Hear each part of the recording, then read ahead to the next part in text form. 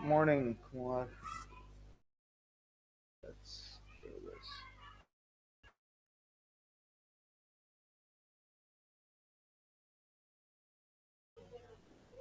All right, let's jump into it real quick. Well, the futures are bouncing, and all of this is bouncing. Let's really get into the futures here. So the trade from yesterday seems like it continued, but this was bound to happen, right? This was bound to happen. You will not see this on SPX. You will only see this on ES because ES is a continuing contract, and that's why you'll see it trade throughout uh, the overnight session. And after that, this is where Apple took off, right? The calculation was that if Apple clears that 147 threshold, then very likely it's going to go hit that 149 threshold, and that's what exactly is happening. And then Microsoft needed to clear that 255 to the upside, then it has to go up, and similar thing with Tesla. So all of these are moving, and then that's the reason you're seeing the futures move higher. So where next? That's the question. Right, and right here. So this is what I'm watching, and this is what we've been gunning, and we plotted this yesterday as well. And I don't know if anybody, got into that trade 2 weeks out, a call trade, hedging with a lower, or maybe 1 day or whatever that is, 0 DT puts. That was the trade. I still think this is where it is headed. 42 100 or 42 10, 42 12, whatever that 100 moving average here on the weekly is. Very likely that's where it is headed into, right? And that's about another what a good 30 points to 40 points from where we are right now. So that's another about a percent, right? So let's say it goes. So market is opening 1%, right here. So it's about 1%. Add another percent. That's not too far fetched. If Apple, if Apple pushes up another, let's say 1%, then you'll have SPX easily another percent go up. So that this is within the reach. This is within reach. So let's go here. So what let's say if SPX hits this 40 to 10, 40 to 15 range, then you will have sorry, ES hits this 40 to 10, 40 to 15 range, and you will have SPX hitting that 42 range, right? So that's a possibility now. That is a pretty much that could happen today. But let's go here, check this one out. Right. So this is where it is very likely to go. 42-19, 42-20. This is what I think. This outcome is pretty much. I don't want to use the word guarantee, but yeah, this is where the whole story is headed into. And if Apple comes up with better than expected earnings, then I think it will pass that and march towards it 43.30 or something like that. But I think the mean reversion on the month is due or was due. It hadn't tested the mean in a while. That's from August of last year, and the mean reversion is pretty much due now. So very likely the mean reversion will happen probably today. If not today, then probably tomorrow. If it's tomorrow, I think tomorrow Apple reports, or today Apple reports. I'm not sure, but whenever that is, if Apple does good, then we are looking at further upside. If not, we're looking at some more weakness, the downside. Let's go here and monitor this chart here. So one thing that I'm noticing here is that there's a decent gap between the 5 and the price. So that's one thing I'm not saying that it will come back or it should come back, but watching this trade here, the MACD crossed over here and it's all the way up here now. So will it cross to the downside? I'm not sure. We'll see. We'll see. It is an Apple dependent trade as of now. So let's get into Apple. Right here, Apple is trying to push into its 100 moving average on the week. So very likely, yesterday we were looking at Apple. What's happening? Right. So this is where we were expecting Apple to hit, right? 148 area. So today it's happening, and before that it had to clear this area right here. Yesterday we were expecting it to hit 147. We were shy about 40 cents or something.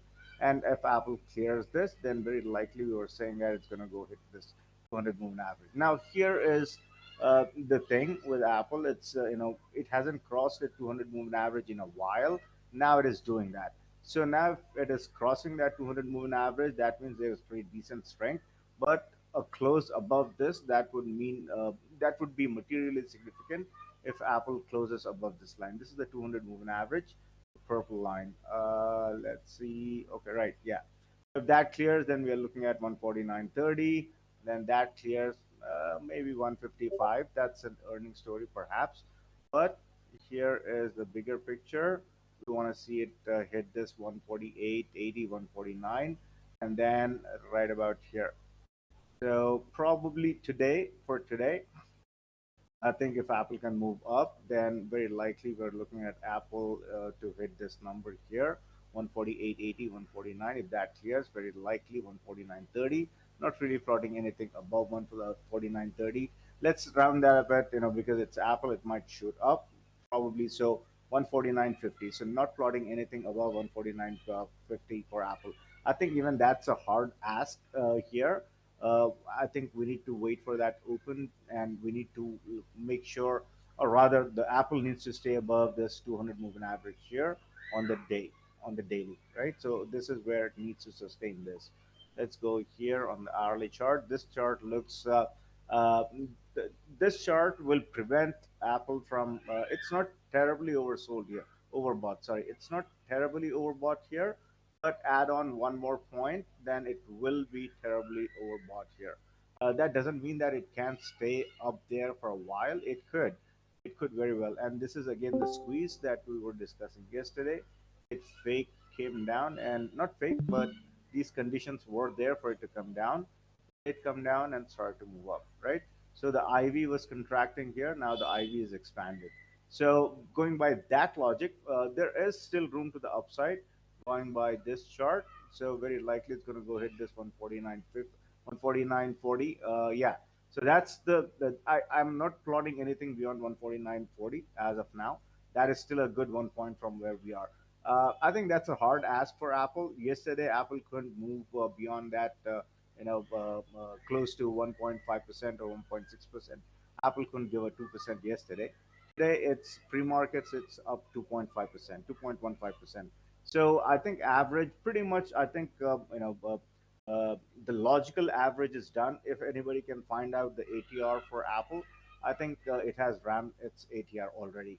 So we'll see. To the downside, if it starts to breach below here, below the 200 moving average on the day, then I think the five will be somewhere about here. So we'll see where the five would land on the daily, where it would be after the open. Then we'll see if it breaches the 200 moving average. If it does, then we're looking at the five for Apple to come back. Uh, when is the Apple earnings today? There you go, today. So yeah, so I'll be cautious with this trade.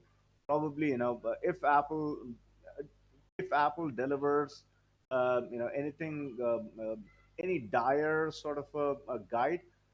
By the way, Apple numbers wouldn't matter right now. Apple numbers wouldn't matter, and the math has changed dramatically from the last year to this year, right? Because the Fed, the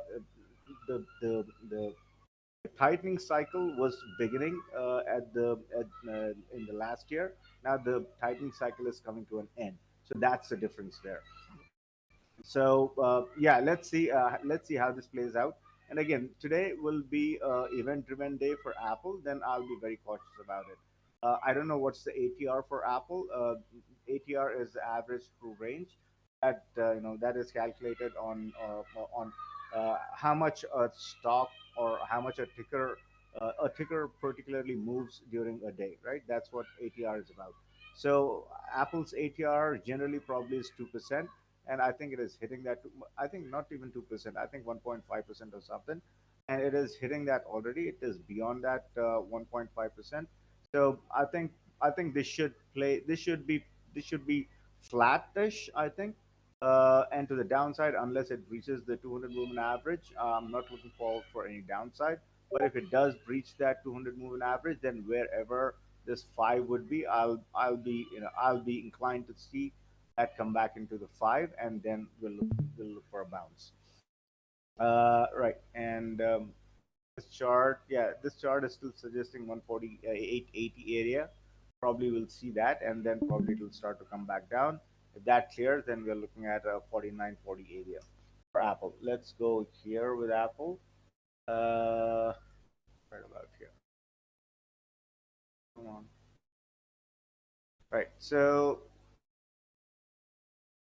uh, the inner Bollinger Band, inner lower Bollinger Band, this was pretty much there for Apple to get tested.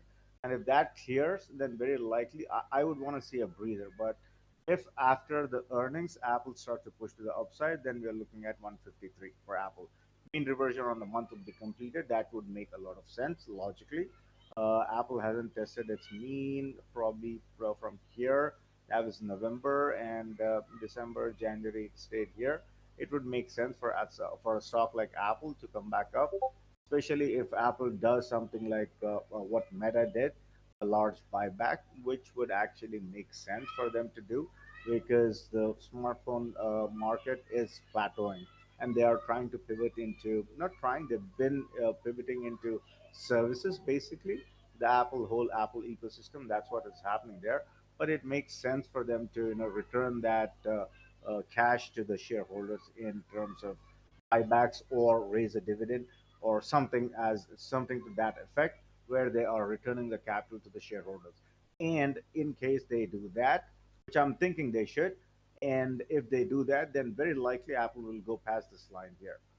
Very likely Apple will go past this line and probably move closer to this line around 158. And we'll see what happens there. And if the numbers come in lighter than expected, probably it will come back down here into 146. And if the guide is terrible, then very likely we'll see a push into 144, and probably it will end up somewhere around 140. Right. So that's how I'm looking at Apple. Um, Apple, yeah, the MACD is still crossed to the downside on the month. This is one thing that I'm clearly watching. But the weekly chart looks really good. The weekly chart looks really good here. The MACD is still crossed to the upside, and this one looks really gorgeous. Right. Let's go into Microsoft. And yesterday we were looking for Microsoft to hit this number right here. Yeah, so this is the number we were looking for a hit of this number, and today it is crossing that number and moving up.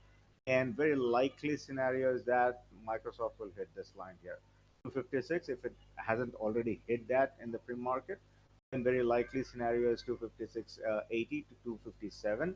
That clears. We are looking for a push all the way into 260. And Apple numbers come in good. Yeah, easily Microsoft is a 260 stock. Let's also get into Amazon. Amazon was one of my easier bets, and I played through the crowd. By the way, I did not play through Amazon. I played it through crowd. This chart looks really good.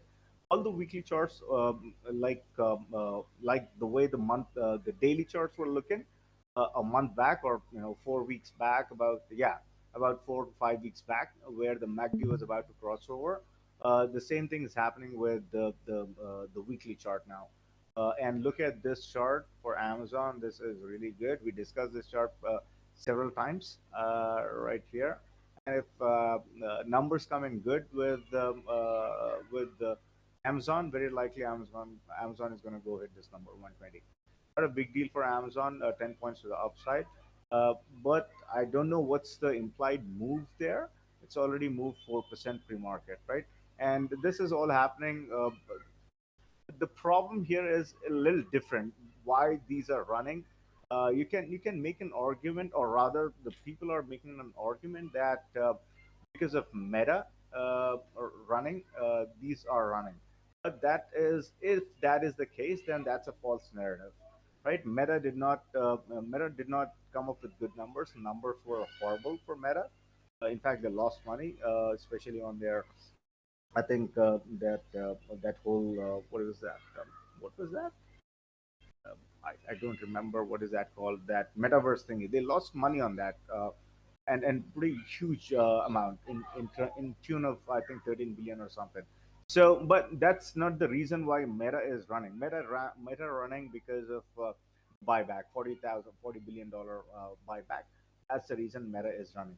And these companies haven't announced that, but maybe the market is trying to tell that they are also, especially with Apple announces such kind of buyback or dividend increase or something to return the money to shareholders, then obviously pretty much it will pull everything along with it. Yeah, very likely. I think this is coming. 120 is coming for Amazon if the numbers are good, especially with AWS. Then very likely this will push. And to the downside, I'm looking at this 108 to the downside. If that breaches, I'm looking at 106, the weekly highs. That breaches, very likely I'm at 103 for 103, 102 for Amazon to the downside. I think the weekly should also confirm that right here. Yeah, it makes sense for Amazon to actually take a breather here before moving higher. If it clears here, then very likely the next stop is 114.80. That clears 116, 117. That clears very likely 119. So yeah, closer to 120 is what we should be looking at. And yeah, Amazon should face resistance right here. But if it clears that, then very likely it's going to push all the way into 115. Cool. Uh, let's go here with Tesla. Tesla was still a no-brainer. Tesla was still a no-brainer, and I'm still sitting at one. What was the number? 195 or something. Yesterday, 194, I think. I think. Come on, this is slow. Right. So this is what I was looking at for Tesla. If it clears right about here, right, and then right about here. If it clears this 190, 190 should act as pretty decent resistance right about here. 190. I don't know if it already hit that pre-market, but I'm expecting it to hit this 188.95. Let's round up at 189. But if that clears, very likely scenario, this is what's gonna get hit: 195, 195.50. Not really plotting anything above 195 for Tesla. Again, if it hits that 195, I'll be looking for an exit on Tesla trade. Look at this thing. The MACD crossed to the upside, and it is still crossed to the upside. But see this thing here. This is getting oversold. That doesn't mean that it can't remain oversold, just like it remained overbought, right? Just like it remained oversold here for an extended period of time, that could happen again here, where it can remain overbought at an extended period of time. Now, I think the contract that will move a lot today would be the 200 contract on Tesla, and I think it will die as well pretty soon, because I'm expecting it to probably hit this line here and start to take a breather. Probably, yeah, 188, somewhere around here, 188, 189. But if that clears, then we are looking at a push of this number, 195. Right. And lastly, before we wrap it up, and a quick look at US 10. We were expecting it to come back into 3.32 yesterday. It's almost there. And that number is coming from here, right? 3.30. Yeah, it was a little lower, but yeah, 3.30. I think it's doable today, very likely. If that breaches, then very likely it's going to go hit this number, 3.24, so to 3.25. And look at this DXY here. We were plotting this thing yesterday, right about till here, right? So see that? To a damn T, it hit that number and bounced. That's just how technicals work, especially whenever it hits a major, moving average, or especially the mean on higher time frames like a daily or a monthly or a weekly. It generally tends to bounce if it's coming from the upside, and if it's kind of going from the downside, it generally tends to take a to the downside. That's just how it works. Why? Because the algorithms are programmed that way. By and large, that's the reason. So let's say if DXY, I think DXY has bounced pretty decent, about 50 points, 50 basis points. But let's say DXY starts to move to the upside, and very likely we'll see DXY again test this 5. Not today, perhaps over the week, another 1 or 220 area. So that's 1 or 220, 1 or 230. That's another good 1 point. Uh, yeah, that's another 1 point from where it is right now. And it makes sense for it to do that. But look at this thing, it hasn't crossed. It is moving lower, but it hasn't crossed to the upside. And when it does really cross to the upside, then we'll take a look at DXY to the upside. But till then, I think it will be pinned below this 5. And unless it goes actually above the 8, I'm not bothered with the DXY. That I would treat that as a simple, technical bounce. It makes sense. It makes sense for it to bounce here. Fair enough. Then 101.60. This should act as pretty decent resistance. That clears 101.79, 101.80. I think I'll not be plotting. I don't think I'll be seeing anything above 101.80, and that's also a struggle. That would be a struggle for DXY to actually clear the 5. But if it does clear the 5, I'll not be looking at DXY today beyond 101.80. Definitely not looking at that scenario today. And as long as you have DXY doing this to the downside, very likely we'll see SPX strengthen pretty decent. Uh, and yeah, yeah.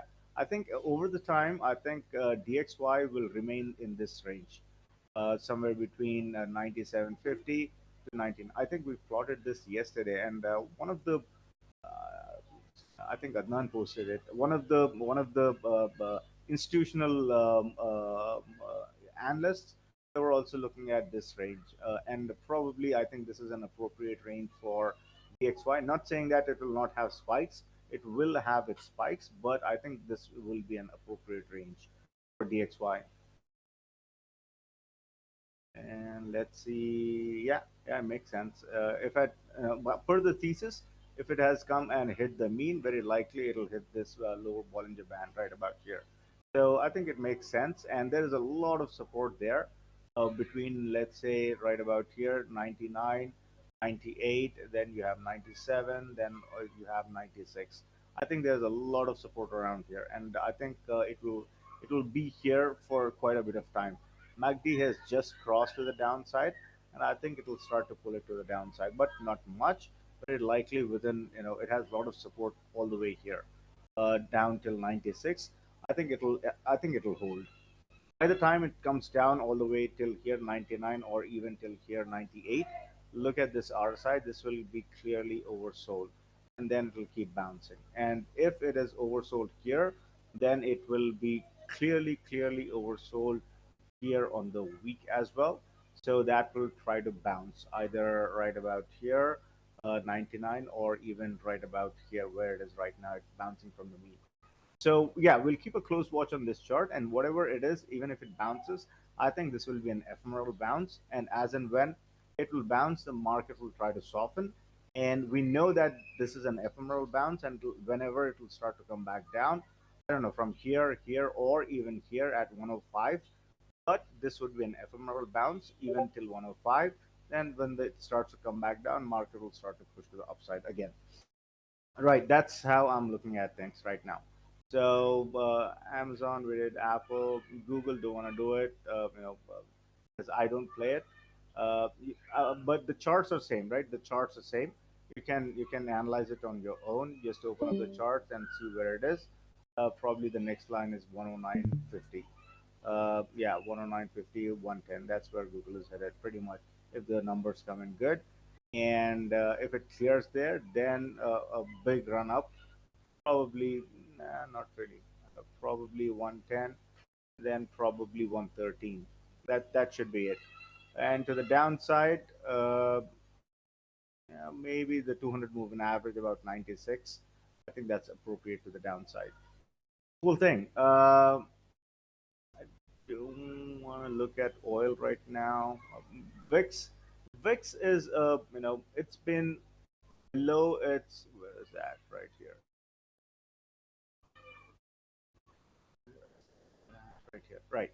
So VIX has been below its 50. This is the 50. This is the longest period of time it has stayed below, and it has done that after 4 years now. It hasn't done that in the last previous 4 years. And is it a concern as of now? No, is it? It's not. It's not really a concern as of now. However, I am again watching this thing here, the MACD. Doesn't mean that it can't stay lower for longer. Yeah, it could. But watching DXY and watching VIX here, I think we want to keep a close watch on this. Even if it's not doing anything right now, but we do want to keep a close watch on that. And this is the line we are watching for a longer term bounce, 1650, and this makes sense. Also, let's go here. Let's keep a close watch on VIX here as well, and it has breached this first standard deviation. Very likely it's going to come back down into the second standard deviation, 1650, exactly the number what we saw there. And all this accumulation in this range, in this area, makes sense for VIX to actually come back down, and even actually might test this number, 1550 or something like that. But that's pretty much that's the lowest that it has been in a while. So, well, it makes sense for it to actually look for a bounce right about here, 1640, 1650 area. We'll keep a close watch on that. It's nothing, because the DXY is trying to bounce, and then if the DXY actually bounces, and that might help, VIX to the upside. Till then, we'll keep a close watch on VIX. This is the line. Where is the line? Where is the line? Right here is the line. We're watching this line on VIX, and if that breaches, we'll reassess to the downside further. But yeah, this is the line that we're watching. Probably this. If it breaches here, then the second standard deviation about 1560. Cool thing. Anything else? Where Amazon implied move is 7.5%. Nice, nice, nice, nice. Reality Labs. Oh wow, that's what it is called, right? Reality Labs. Yep. Darth, we didn't cover ESSPX downside. Yeah, yeah, we did not, right? But we covered Apple. What is that? Yes. Yeah, we did, I think. Do we have time? We have 2 minutes. Let's go through this thing.